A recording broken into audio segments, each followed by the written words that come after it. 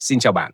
Hôm nay chúng ta cùng đi ngược về hơn 1.000 năm trước, về nơi dòng sông Bạch Đằng vẫn lặng lẽ chảy qua những triền lao sậy. Giữa mênh mông nước ấy đã từng vang lên tiếng gươm, tiếng trống, tiếng người hô độc lập, tiếng gọi đầu tiên của dân tộc Việt sau nghìn năm Bắc thuộc. Và ở nơi dòng sông ấy, một con người đã đứng lên, dùng trí tuệ thay cho sức mạnh, dùng lòng dân thay cho binh quyền để mở ra kỷ nguyên mới cho đất nước, Ngô Quyền. Nhưng trước khi có chiến thắng là một thời dài bị chìm trong bóng tối. Suốt hơn nghìn năm, đất Việt như một con sông bị ngăn dòng, nước vẫn chảy trong lòng đất nhưng bị chặn bởi những tảng đá mang tên thống trị và đô hộ. Người dân sống lặng lẽ như nước trong vũng trũng, thấy bầu trời mà không thể vươn tới. Họ biết mình có dòng máu riêng, tiếng nói riêng, văn hóa riêng, nhưng phải giấu đi, như dòng nước phải luồn lách qua khe đá để tồn tại. Những triều đại phương Bắc thay nhau áp đặt, bắt bỏ chữ, bỏ lễ, bỏ cả tên làng, tên núi. Thế nhưng, dù họ có dựng bao nhiêu tường thành, nước vẫn tìm đường chảy. Trong lòng dân, một dòng nước ngầm của khát vọng độc lập vẫn không ngừng chảy, thầm thì qua những lời ru, những tiếng chống hội và cả ánh mắt kiên cường của những người nông dân cầm cuốc mà như cầm gươm. Ngô Quyền sinh ra trong thời loạn, giữa những năm tháng nước mất, nhà tan, nhưng tinh thần dân tộc vẫn ẩn dưới lớp bùn sâu. Cha ông là người nghĩa sĩ, từng theo dẹp loạn, bị giặc bắt và xử tử. Ngô Quyền lớn lên giữa tang thương, nhưng trong mắt cậu bé ấy, nước không chỉ là nước, nó là ký ức, là máu, là lời nhắn của tiền nhân.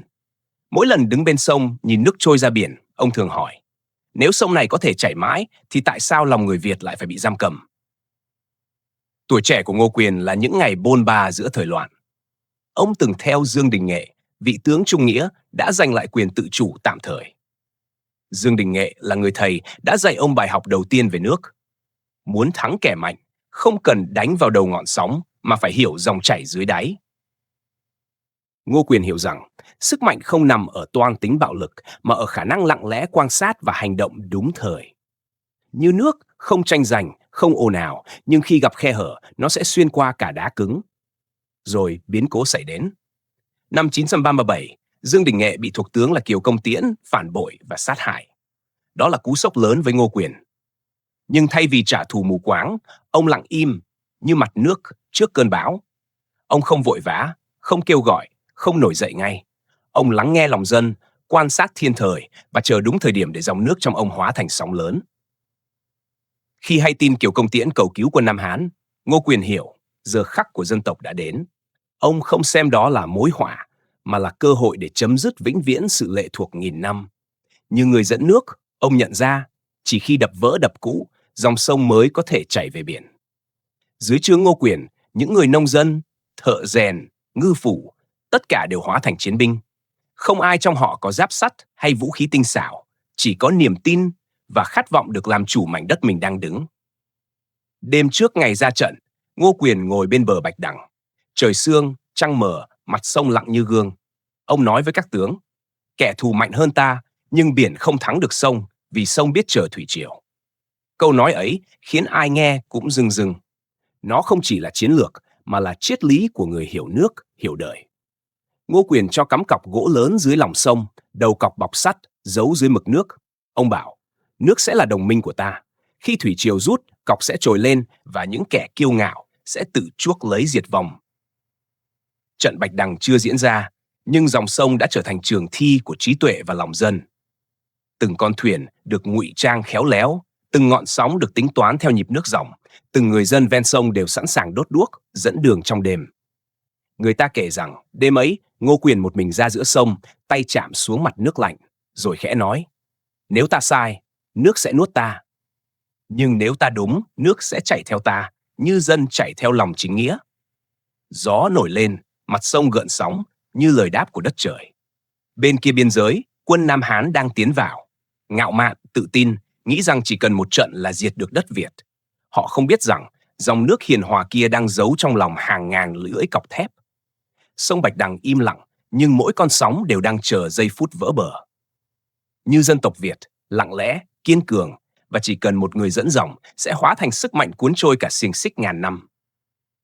Đêm lặng lẽ, Ngô Quyền ngẩng nhìn bầu trời. Ánh trăng chiếu xuống mặt sông, phản chiếu thành hàng ngàn tia sáng nhỏ như lưỡi gươm. Ông biết, thời khắc đã đến. Nước sẽ chảy, sông sẽ dâng, và ngày mai, tự do sẽ tìm lại tên của nó. Người hiểu nước không chống lại dòng chảy, họ chờ đúng lúc để xoay dòng về phía mình. Một câu nói ngắn, nhưng ẩn chứa cả trí tuệ của người làm chủ thời thế. Bởi nước không mạnh vì sức cuốn, mà vì biết thuận, biết chờ, biết biến đổi. Cũng như con người, khi thôi chống lại những gì không thể đổi, ta mới thật sự tìm được cách đi cùng nó và dẫn nó về hướng của mình. Sáng sớm hôm sau, sương phủ trắng cả bạch đằng. Trên mặt sông, nước dâng lên như tấm gương khổng lồ phản chiếu bầu trời u tịch. Không ai trong nghĩa quân nói lời nào.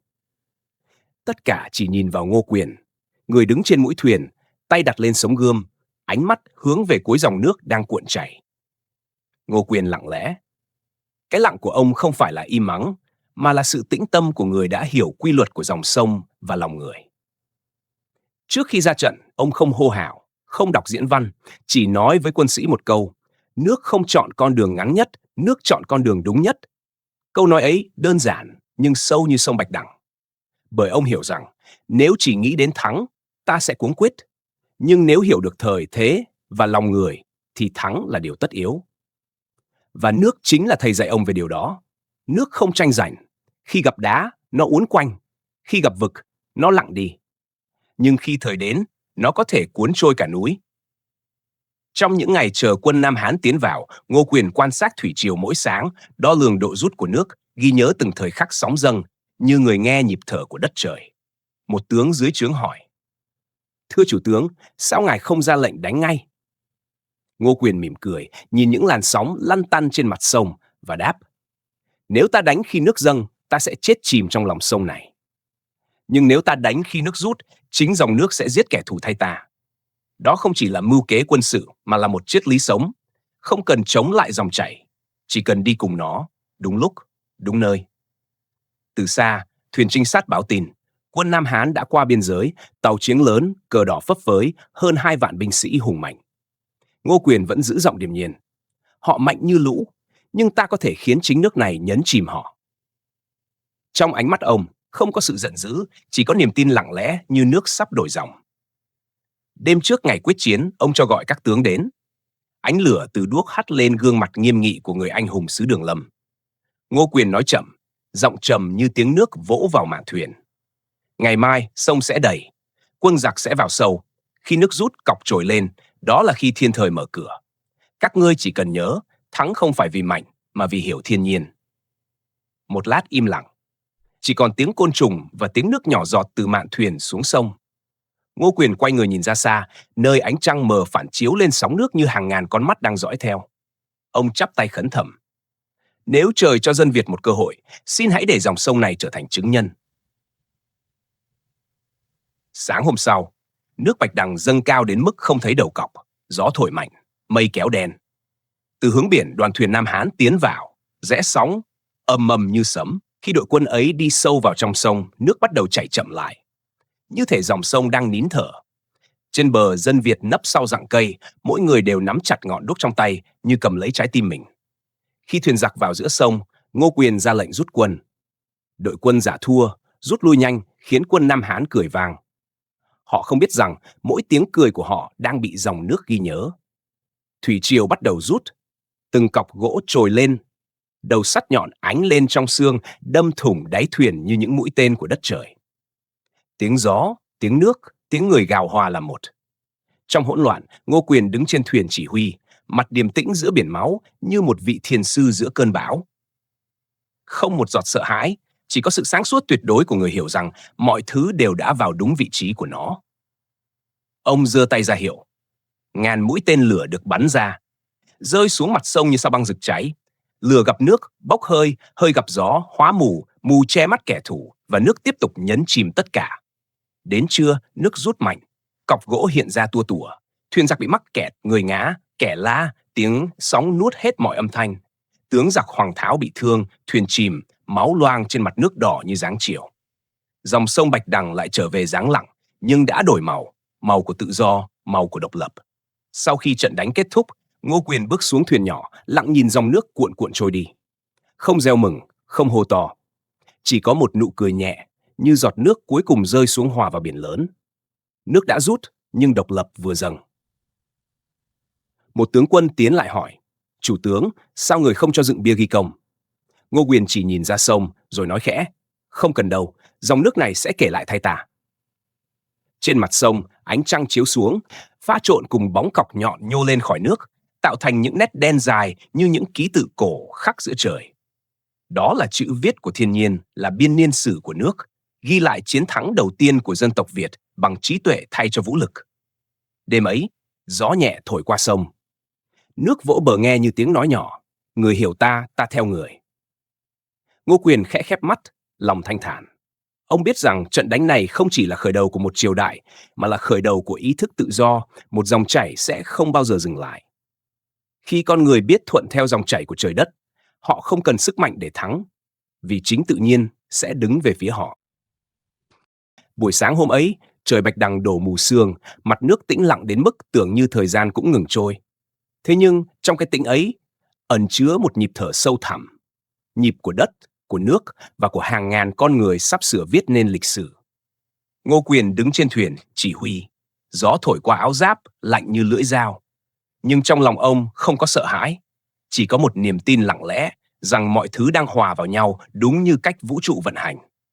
Ông từng nói với quân sĩ, khi ta đánh, đừng nghĩ mình đang đánh, hãy nghĩ rằng ta đang cùng nước mà chảy.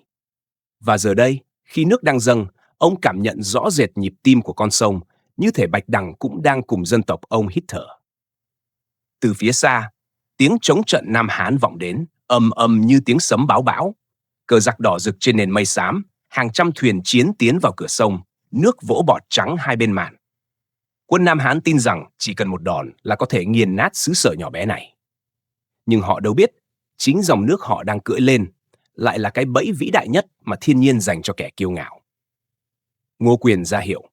Một hồi trống vang lên, thuyền của quân Việt bắt đầu rút dần, giả vờ tan tác để dẫn giặc vào sâu.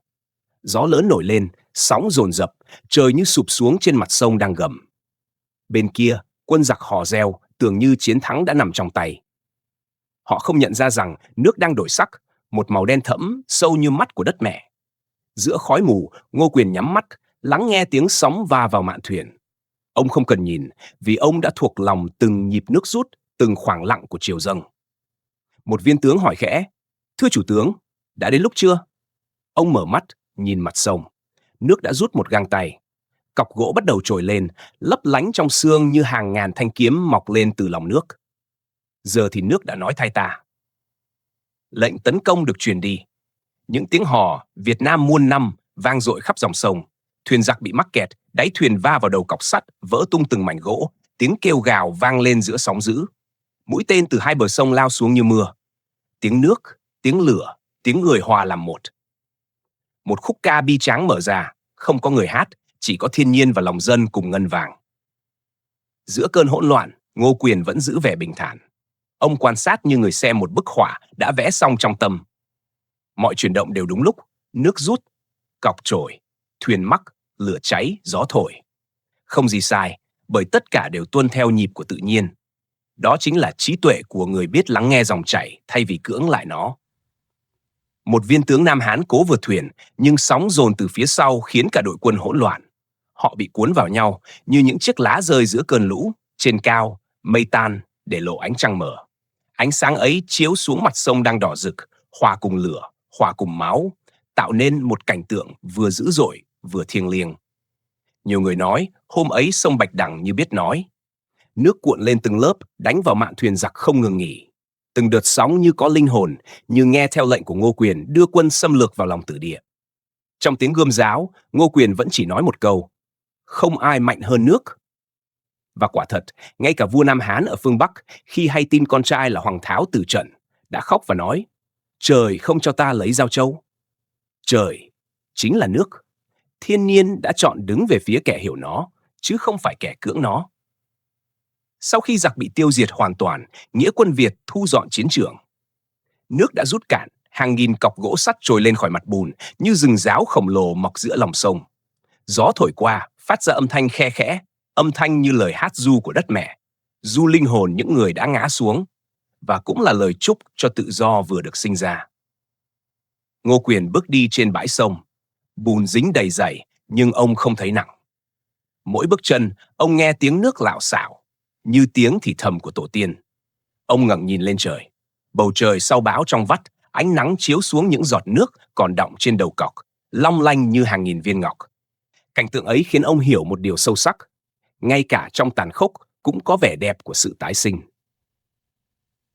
Người đời gọi Ngô Quyền là anh hùng, nhưng ông chỉ tự xem mình là một người hiểu nước. Ông không đánh để làm vua, mà đánh để dòng nước dân tộc được chảy đúng hướng. Khi có người hỏi, chủ tướng, bí quyết thắng trận của ngài là gì? Ông chỉ đáp, không có bí quyết nào cả. Ta chỉ nhìn thấy điều mà kẻ khác không nhìn, dòng nước biết chờ đợi. Ngày ấy, dòng sông Bạch Đằng không chỉ chứng kiến một trận thắng, mà chứng kiến sự tỉnh thức của cả một dân tộc. Từ nước, người Việt học được cách linh hoạt mà không khuất phục, mềm mại mà vẫn bền bỉ, chậm mà tiến xa, nước chảy qua đá không để phá mà để mài cho tròn. Và dân tộc ấy, trong nghìn năm bị đô hộ, vẫn chạy trong âm thầm để đến ngày vỡ bờ. Đêm đó, Ngô Quyền lại đứng bên sông. Không còn tiếng gươm giáo, chỉ còn tiếng nước lăn tăn, như lời chào của Bạch Đằng gửi đến người đã hiểu nó. Ông khẽ nói, như nói với chính dòng sông, ta không thắng giặc, chính nước đã thắng. Chiến thắng không nằm ở việc đánh bại kẻ thù, mà ở chỗ hiểu được quy luật của vũ trụ và hòa mình cùng nó. Sau cơn bão, trời Bạch Đằng trở nên trong vắt. Những làn sương mờ dần tan để lộ ra một dòng sông vừa trải qua cơn cuộn sóng dữ dội nhất trong đời. Nước rút. Mặt sông lộ ra những dấu tích của trận chiến, những mảnh gỗ vỡ, những xác thuyền giặc mắc lại trên cọc sắt, và cả những ngọn giáo của quân dân Việt còn cắm nghiêng trên bờ lào. Mọi thứ im lặng. Chỉ còn tiếng nước róc rách, tiếng nói của dòng sông sau khi đã hoàn thành sứ mệnh của mình. Ngô Quyền đi dọc bờ. Mỗi bước chân ông để lại dấu trên bùn non. Bùn ấy không chỉ là bùn, mà là hơi thở của những người đã ngã xuống để đổi lấy tự do. Ông dừng lại bên một tảng đá, nhìn xuống mặt nước còn loang đỏ ánh máu. Ánh nắng sớm chiếu lên, phản chiếu thành màu đồng ấm. Ngô Quyền khẽ nói, nước đã trở lại hiền hòa, nhưng lòng ta chưa thể yên. Bên kia sông, những người dân đang nhặt lại thuyền, vá lưới, dựng lại cọc. Không ai nói về chiến thắng bằng những tiếng hô vang. Họ chỉ làm việc trong lặng lẽ, vì ai cũng hiểu. Tự do là thứ đến từ máu, và giữ được nó còn khó hơn cả giành lấy nó. Ngô Quyền ngồi bên gốc cây bàng già. Trước mặt ông, dòng nước trong veo chảy qua bãi cọc. Từng dòng sóng nhỏ chạm vào nhau, như những linh hồn đang thì thầm lời cảm ơn. Ông nhớ đến những người đã ngã xuống hôm qua, những người không kịp thấy bình minh hôm nay. Có người là dân trải, có người là thợ rèn, có người chỉ mới đôi mươi. Họ không biết mình sẽ được gọi là anh hùng, chỉ biết rằng đất nước cần họ và họ không do dự. Một viên tướng trẻ tiến đến quỳ xuống, bẩm chủ tướng, giặc đã tan, đất nước đã yên, dân chúng hân hoan, ai cũng mong ngài lên ngôi. Ngô Quyền nhìn xa xăm, mắt dõi theo những làn sóng nhỏ đang trôi về phía biển. Ông đáp chậm rãi, nước chỉ có một dòng, nếu ta đứng lên vì dân thì chẳng cần ngai vàng, nước vẫn chảy về hướng đúng. Trong giây phút ấy, ông nhận ra chiến thắng thật sự không phải là diệt kẻ thù, mà là giải thoát chính mình khỏi tham vọng. Khi con người không còn tranh đoạt, khi quyền lực không còn là mục tiêu, thì đất nước mới thật sự có ngày yên bình. Bởi nước không giữ lại thứ gì cho riêng nó chỉ chảy để nuôi, chảy để rửa, chảy để tiếp tục. Ngô Quyền trở về đường Lâm, người dân hai bên đường đón chào, nhưng ông chỉ cúi đầu như người con trở về sau chuyến đi dài. Không kiêu ngạo, không huy hoàng, chỉ là ánh mắt bình yên của người hiểu rằng tự do là dòng nước cần được giữ trong lòng dân, không phải trong lòng vua. Những năm tháng sau đó, Ngô Quyền lên ngôi, lập triều Ngô. Nhưng triều đại ấy, ông cai trị không bằng sắt thép, mà bằng niềm tin và lòng dân. Sử chép rằng, ông giản dị, trầm mặc, ít nói. Nhưng dân gian kể lại một điều khác, rằng mỗi sớm, ông vẫn thường ra bên sông, ngồi lặng nhìn nước trôi như người bạn cũ của mình. Một buổi sáng mùa thu, sương răng mở, Ngô Quyền đứng bên bờ sông Bạch Đằng. Ông cúi xuống, múc một vốc nước lên, để nước chảy qua kẽ tay, dòng nước lạnh. Nhưng cảm giác ấy khiến ông nhớ lại tất cả, từ tiếng trống trận đến ánh lửa đêm và ánh mắt của những người đã ra đi. Ông chợt nói nhỏ, nước đi rồi lại về, nhưng người đi chẳng bao giờ trở lại. Trong khoảnh khắc ấy, ông hiểu ra, tự do không chỉ là quyền được sống mà còn là trách nhiệm phải giữ cho những người đã khuất. Trưa hôm đó, ông viết lên tấm gỗ nhỏ, chỉ 4 chữ, thủy khả tại chu, nước có thể nâng thuyền. Rồi ông khắc thêm, diệt khả phúc chi, cũng có thể lật thuyền. Đó là lời nhắc cho chính mình, rằng dân như nước, vua như thuyền. Nếu biết thuận theo lòng dân, nước sẽ nâng thuyền đi xa. Nếu quên dân, nước sẽ nhấn chìm tất cả. Thời gian trôi. Năm ấy, khi bệnh nặng, Ngô Quyền vẫn không chịu nằm trong cung. Ông bảo đưa mình ra gần sông, nơi có thể nghe tiếng nước vỗ bờ. Đêm cuối cùng, trăng sáng rực trên trời. Nước chảy hiền hòa, phản chiếu ánh bạc lên mái tóc ông đã bạc trắng. Ông mỉm cười, nói với người hầu: ta sắp đi, nhưng dòng sông này sẽ vẫn chảy. Khi nước còn chảy, dân ta còn sống. Khi nước ngừng là khi lòng người khô cạn. Rồi ông khẽ nhắm mắt. Nước vỗ nhẹ như ru, như đưa ông về với cõi an nhiên. Sáng hôm sau, trời trong, sông lặng. Người dân Đường Lâm quỳ bên bờ nước, không ai khóc, chỉ cúi đầu để nghe tiếng nước vỗ như nhịp trống tiễn biệt. Ngô Quyền ra đi, nhưng dòng sông Bạch Đằng vẫn chảy. Nó mang theo câu chuyện về một người anh hùng, người đã hiểu rằng nước có thể hiền, nhưng cũng có thể mạnh, và chỉ khi biết hòa với nó, con người mới thật sự tự do. Tự do không phải là đỉnh cao để chinh phục, mà là dòng nước cần được giữ cho mãi chảy, trong lòng dân, trong ký ức và trong linh hồn của đất nước. Nhiều thế kỷ đã trôi qua kể từ ngày Ngô Quyền rời cõi tạm. Thế nhưng, mỗi khi đứng bên sông Bạch Đằng, người ta vẫn có thể cảm nhận hơi thở của ông trong từng gợn sóng. Mỗi mùa nước lên, dòng sông lại rì rầm như kể lại câu chuyện xưa, không phải bằng lời mà bằng nhịp chảy miên man, bình thản, nhưng không bao giờ ngừng. Người dân vùng ven sông vẫn thường nói, nước ở đây có linh hồn.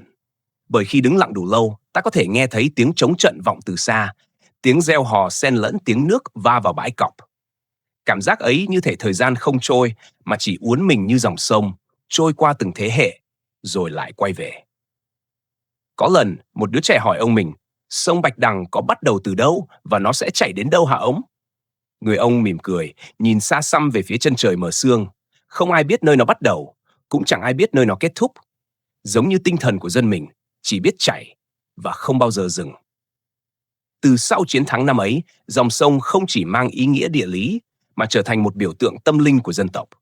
Ở đó có nước, nhưng cũng có trí tuệ, có lòng dân và có cả sự nhẫn nại của một dân tộc nhỏ bé nhưng chưa bao giờ khuất phục.